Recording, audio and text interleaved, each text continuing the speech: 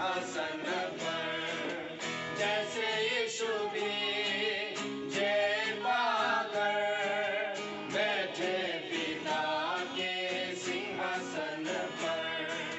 वो है जीवन देने तुझे, वो है जीवन।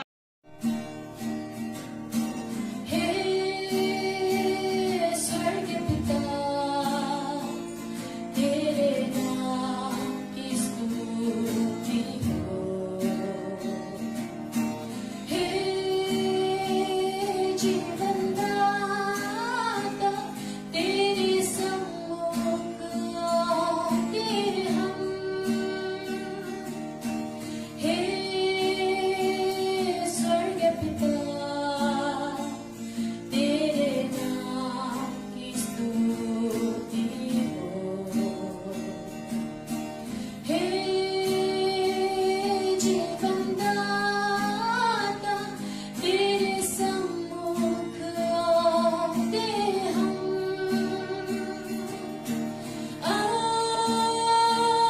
आराधना हो,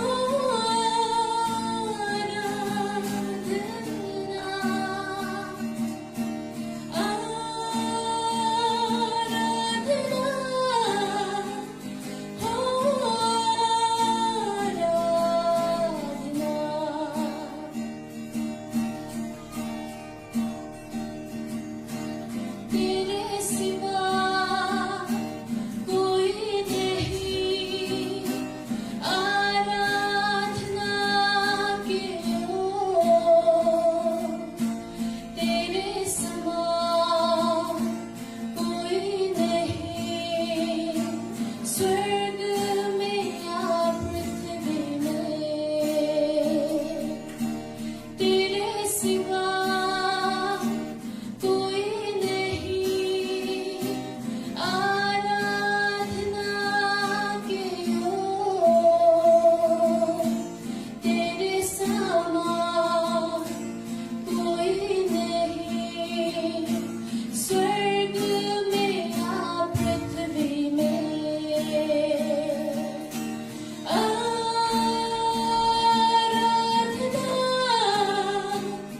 हो, आराधना।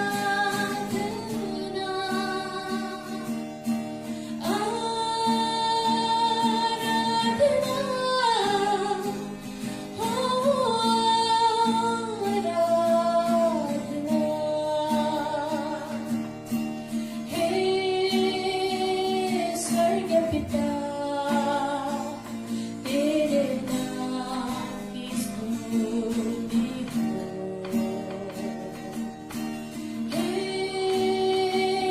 जीवन दाता, तेरे सम्मुख आते हम। आराधना हो, आराधना। आराधना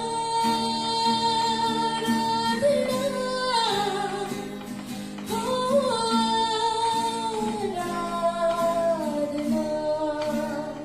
Nagpanayro yung natin ng salusa. पापी तपाईँको चरणमा आउँदछु, पापले भरेको यो जीवनमा तपाईँमा क्षमा पाउँदछु। हे यीशु,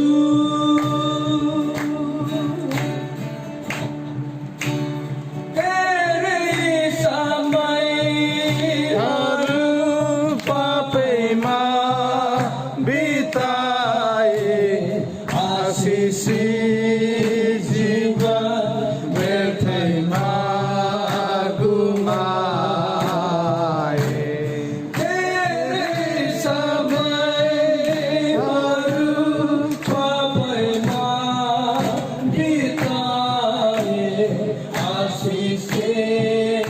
जीवन बेफरमा गुमाए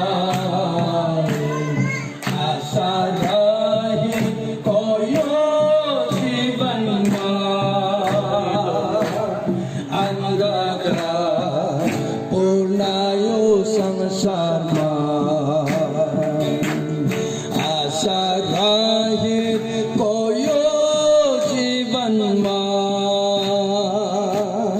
अंधकार पूर्ण यो संसारमा हे यीशु म पापी तपाईको चरणमा आउँदछु पापले भरेको यो जीवनमा तपाईमा क्षमा पाउँदछु हे यीशु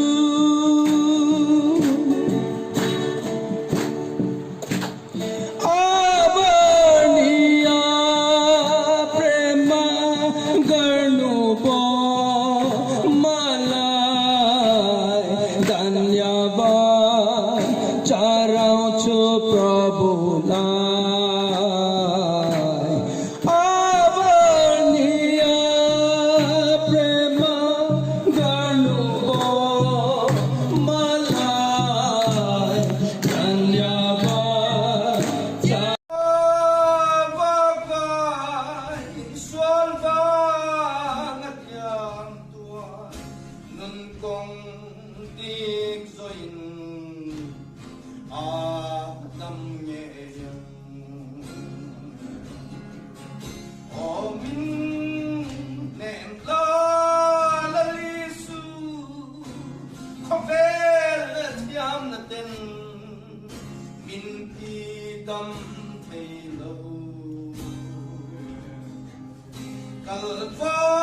Kalvaridam tôi nhai chuan Ôm in đi tâm lệ nhẹ yang chê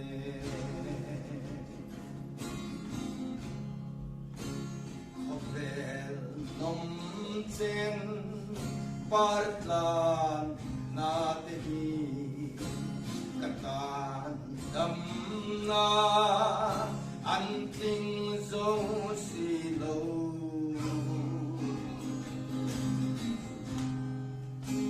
ka dam na le ka lo na la pa tu pa cho in ka rong pan se o min nem la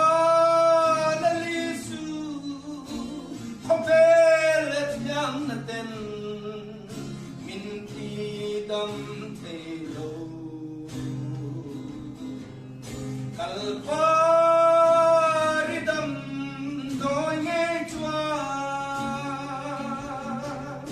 Ôm in đi tâm lệ nghe yang chê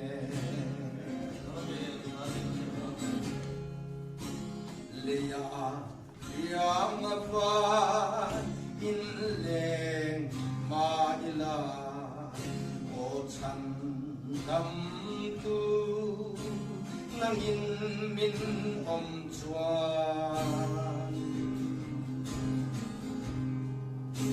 kan tin lung hi lo min akhat thin ima ngai na in min kwai se o min nem la la li su khavel da tiam na ten min ti dam